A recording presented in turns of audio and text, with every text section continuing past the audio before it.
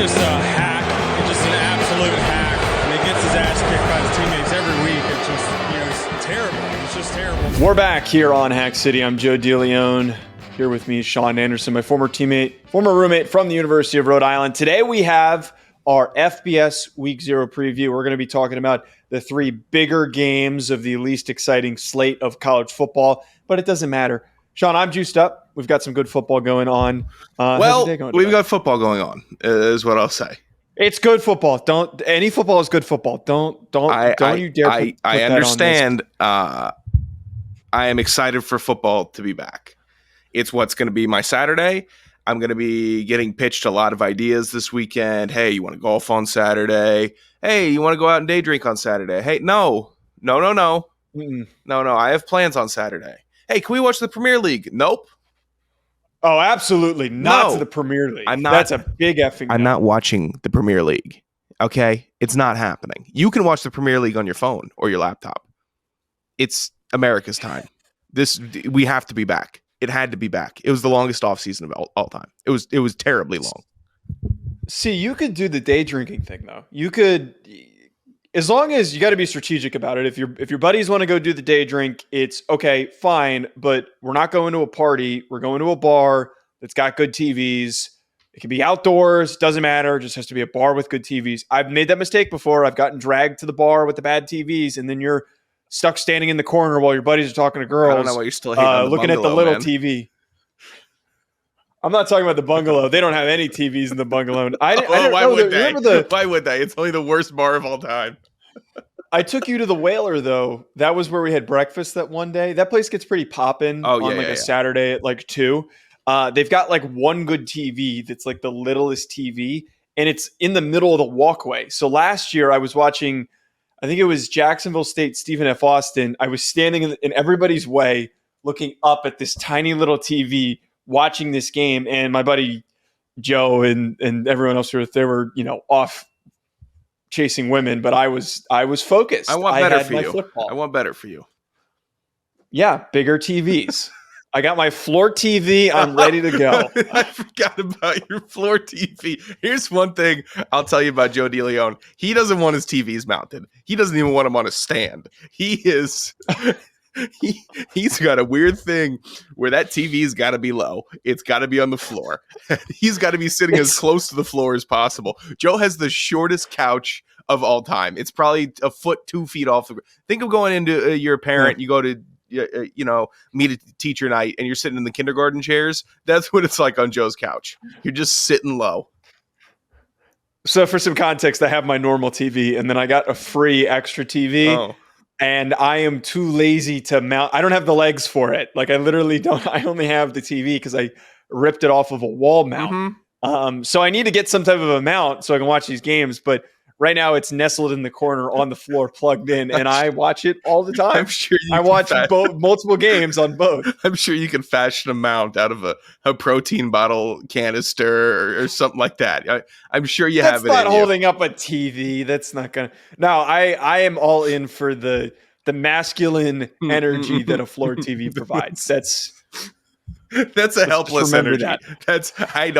I can do nothing with my hands. I can get the TV. I can plug it in. But if you need me to, you need me to use a screw? What is no. Finder? What's a wait? No. Does it go? Do I need to put it in the stud or not in the stud? Nah, forget it. I'm just gonna put it on the floor. I'm renting, so I'm not gonna be able to even put any holes in the wall. Okay, I would argue that it's masculine energy to do the. I'm going to hang this up or do something with it later and then never get to it. It's real masculine. The first thing we did when we moved in this house was mount that TV in the living room. And we mounted another TV. Not a lot of testosterone going on. What does that mean? We got that thing up. That TV would be on the floor if I was in your apartment. One thing I can promise you, if we live together again, Sean, you're not mounting the TV. That's a Joe DeLeone guarantee. We're gonna get into these games. If we end up, honey, it's good for the kids. We don't want them looking up. We think it's just like dead at the TV. we're gonna get to these games, and as you and I have talked about, if we theoretically, if there's a relocation where I do move back to the East Coast and we live together again, the living room, we're gonna buy a third TV, and we're gonna have 3 TVs. They're all gonna be lined up across next to one another, just in a straight panel, all on the floor. How many TVs do you currently have? I have 2, and then I got the little baby one that's in my bedroom. That's like a. Oh, sure. That was also free. I didn't. Yeah, that one's tiny. I have 1, but I have access to get possibly 3 or 4. How? I just have access. Don't worry about my access. I won't worry about your access. So you're telling me that you could have 5? No, well, you've got 1 that's mounted in your room, but you could have 4 floor TVs. Is what you're telling me? No, mine's not mounted. Mine's just on. It's kind of attached to the stand in my room. Oh, so it's on like a. It's got the all right media. It's on like a media console. Like you see that? Yeah. You're on like yours is like right mine. It's on like. Well, no, mine's not like yours. Mine's actually attached to something. Well, the original TV, not the auxiliary TV. The original TV has to be practical, but the auxiliary one is on the floor. So you do. All right. You're the worst. Sean, let's talk about these games. Make sure you check out Bet Online for all of your sports betting needs. For anything that I do betting related, I go on over to betonline.ag and I use promo code BELIEVE50. BetOnline has all of the latest updated odds for the NFL and college football seasons.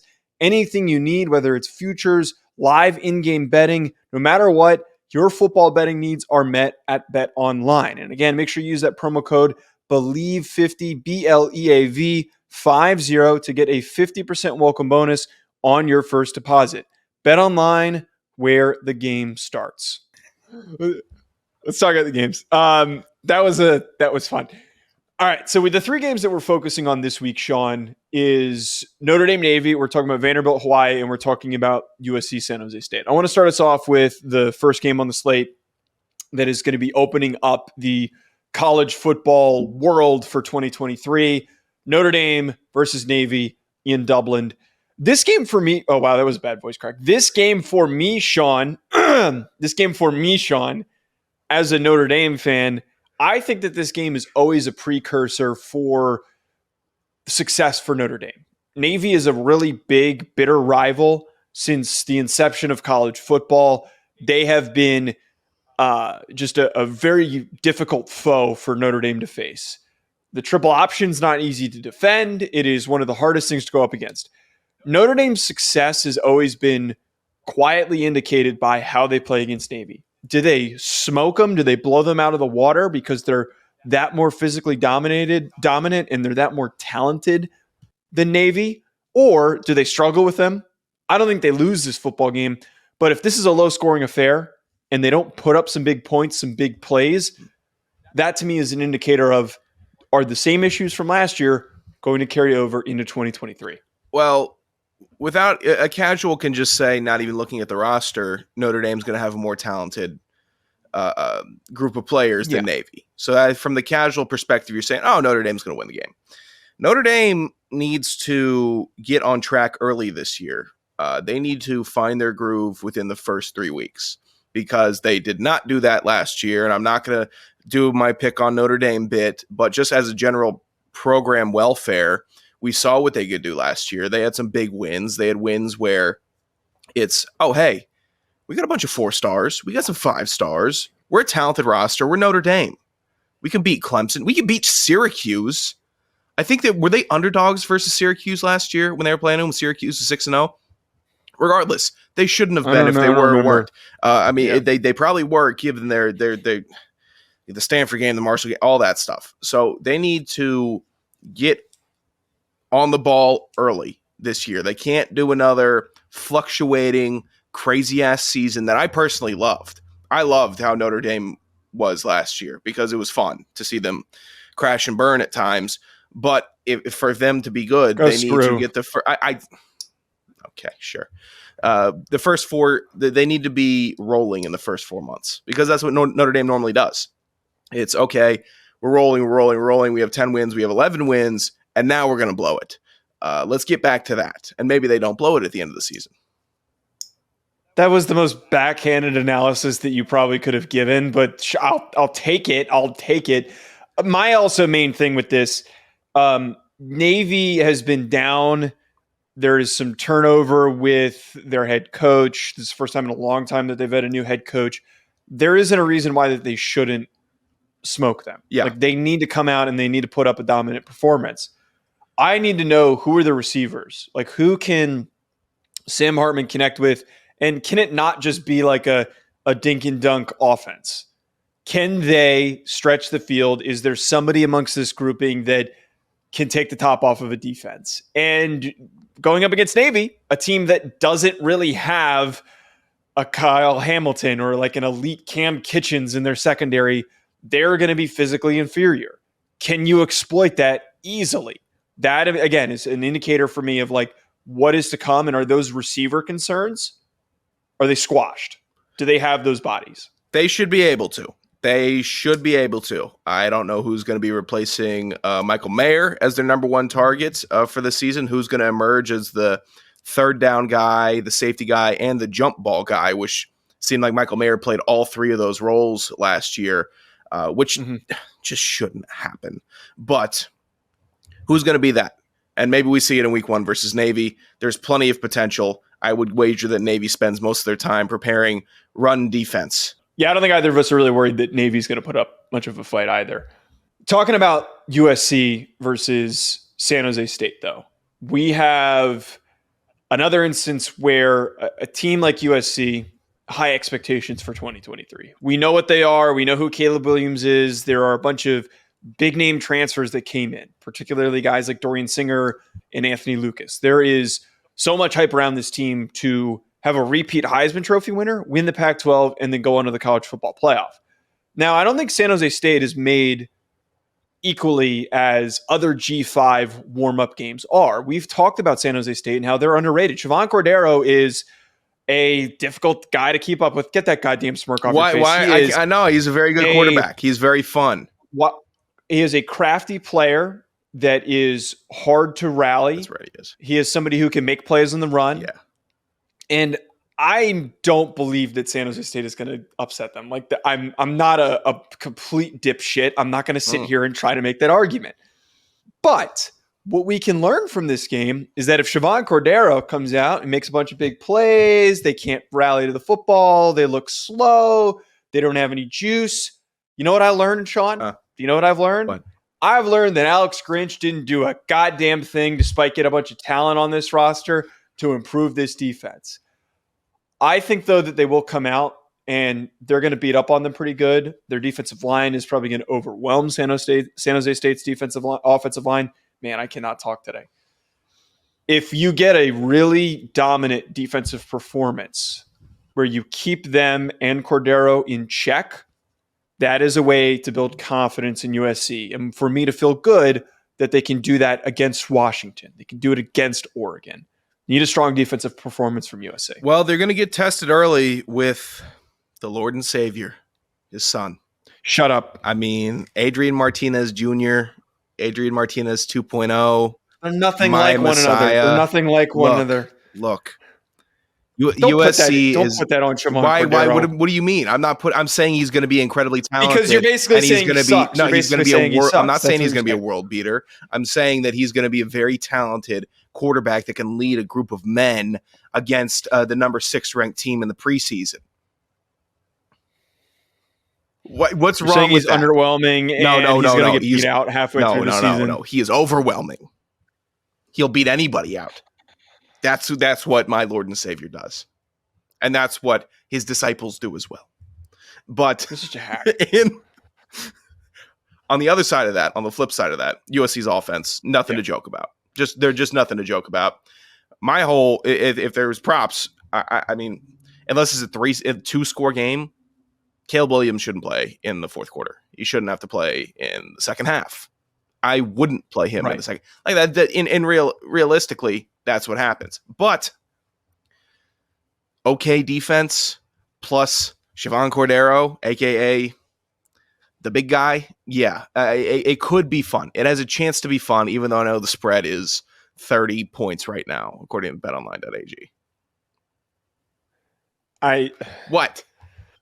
Just the divine intervention. That's what he brings. That's what he brings. He says you're not getting out of this. It's the holy war.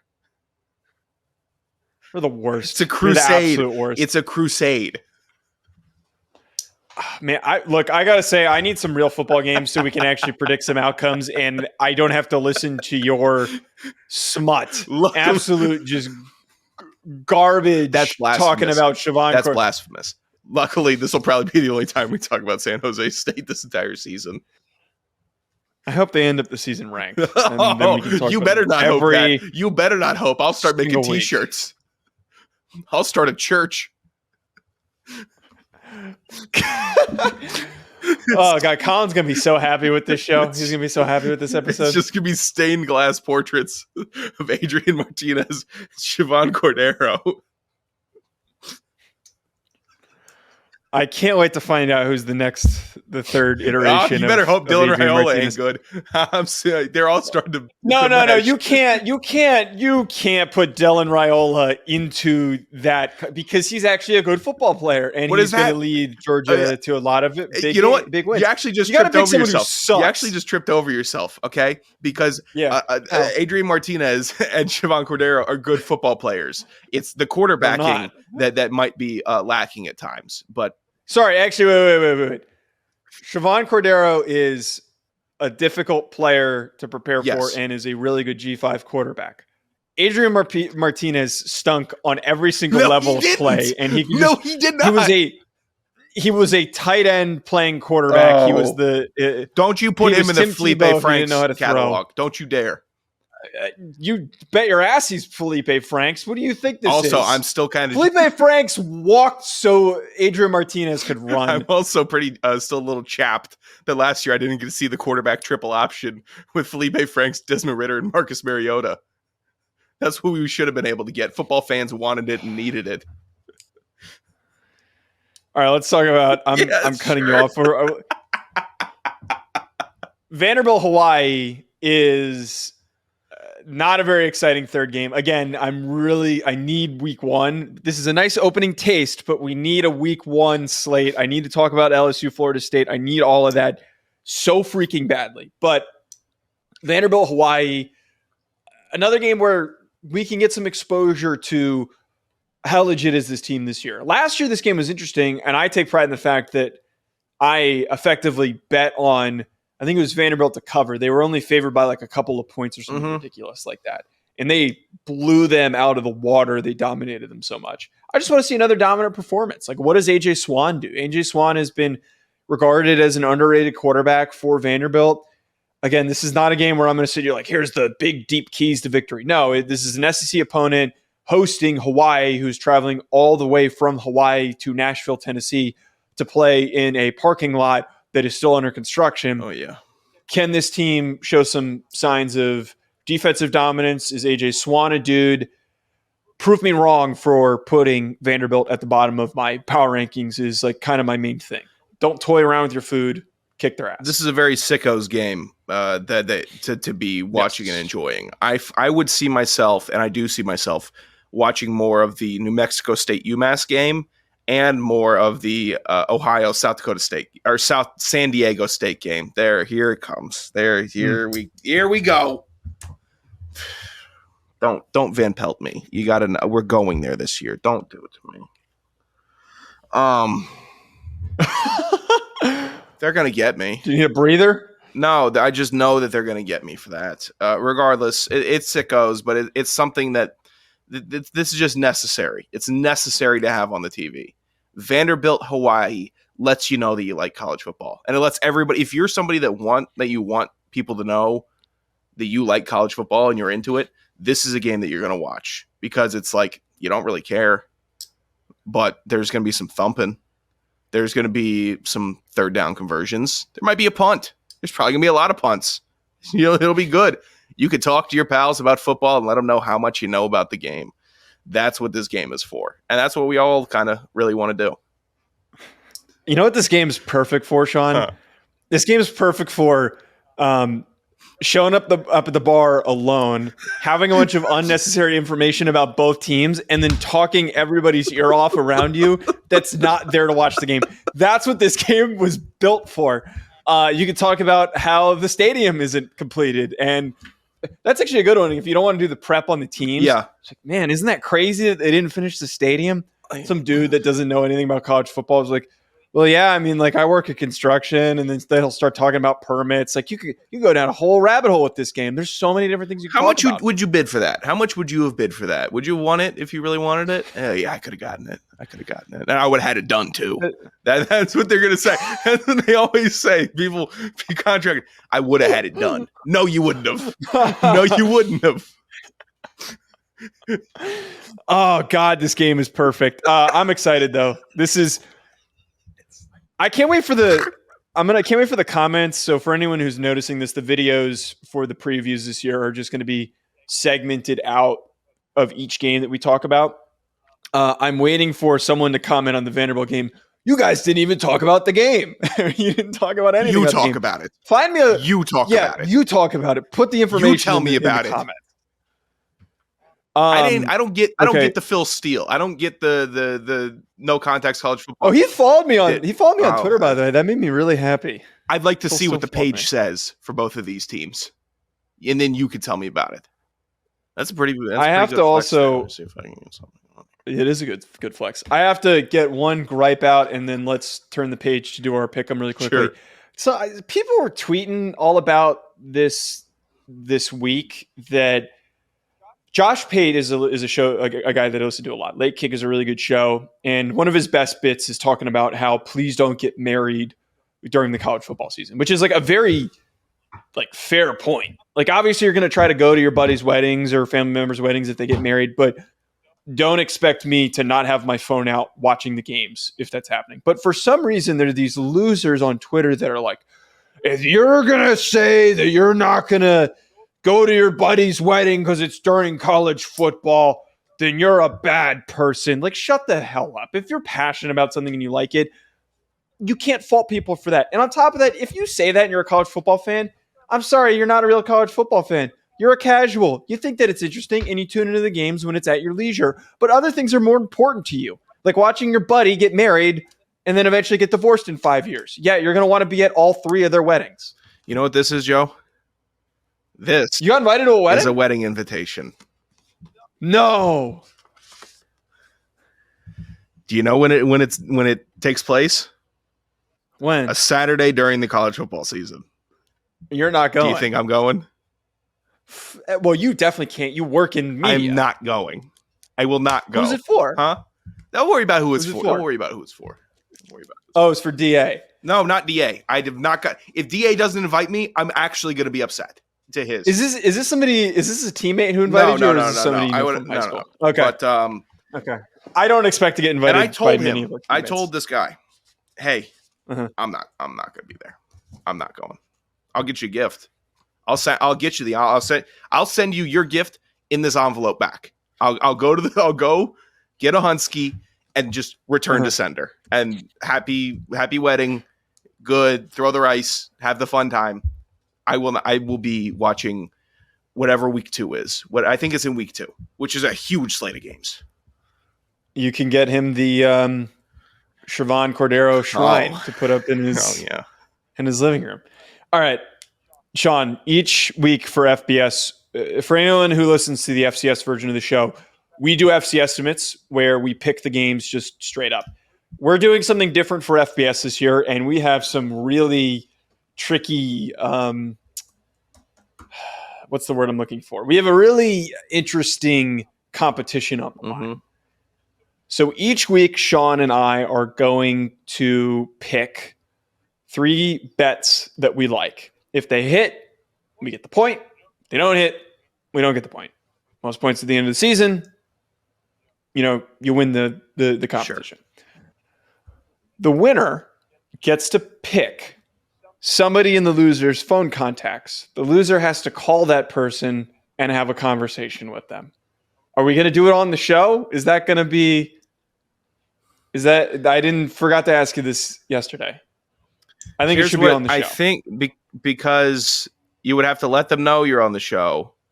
Or it would have to be you just mute yourself and you get to watch interaction of the phone call, phone to the screen. That's not as funny. And then see how that goes. Okay, we can make it funny. I don't know who I would call. I don't know who I would call. I pitched a horrid possibility, and I'm not going to repeat who that person is. We're not going to do the phone call on the show. We will require a recap of the phone call, though, on the next episode. We'll figure out if the other person has to be in attendance for the phone call. We'll figure out a way to make that work. There will be Yes, there will be details, and there will be a unfortunate. Here's what's crazy to me is that Joe, every time we've done something like this, when it comes to betting and making units and actually choosing bets, Joe doesn't beat me, but he's texting me people that he knows that where I would have an uncomfortable phone call with, and he's going to win, like he's a lock. He's going to lose. I'm going to make him call. I'm going to make him call somebody very awkward. Don't you? My college football betting prowess is elite. Joseph, why are you calling me? Oh, that's who I got. Oh no! I don't have their phone number anymore. I'll get it for you. I'll get it for you. Okay. All right, betting picks. That's great. We're gonna alternate. We're gonna alternate back and forth here. My first one that I love: Ohio versus San Diego State. I'm taking Ohio to cover that +3. I think that Ohio wins this game. Actually, you know what? Give me Ohio money line. I'm changing. No, you can't do it. We can't do this because you saw I had Ohio money line written down. No. I didn't even see that you had Ohio money line. Okay, all right. You better see. All right, fine. I'll take the safer bet. I will take Ohio +3. Your first pick? My first pick, I am taking under 49 in the Navy Notre Dame game. I hope Notre Dame scores exactly 50 points and Navy has 0. That's going to make me that's crazy. That's crazy, but the new clock management rules, games are going to go faster naturally, and Navy runs the ball. 10 minutes is going to I'm really worried. You tell me you've never had a bet sweat down and you say, "Oh, if only I had 10 minutes more left in the game." You tell me.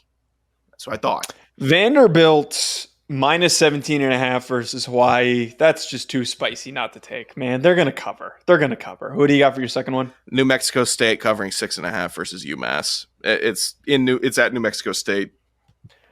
I'm taking them. You don't believe in Don Brown? You don't believe in him, at all? Is Don Brown the head coach of UMass? Oh, Christ. That's my belief right there. Jackson State money line versus UTEP is my third one. Okay, that's fine. I am taking Ohio money line versus San Diego State. Curtis Rourke's a dude. He is a dude. There you go. Yeah, I should have taken a money line. That was my mistake. Turn the autofocus off, pal. You should have turned it off a while ago. At Joe DeLeone, at Sanderson Radio. We'll be back with more. Enjoy the rest of your week, folks. It's week 0. Football. How did this go 30 minutes?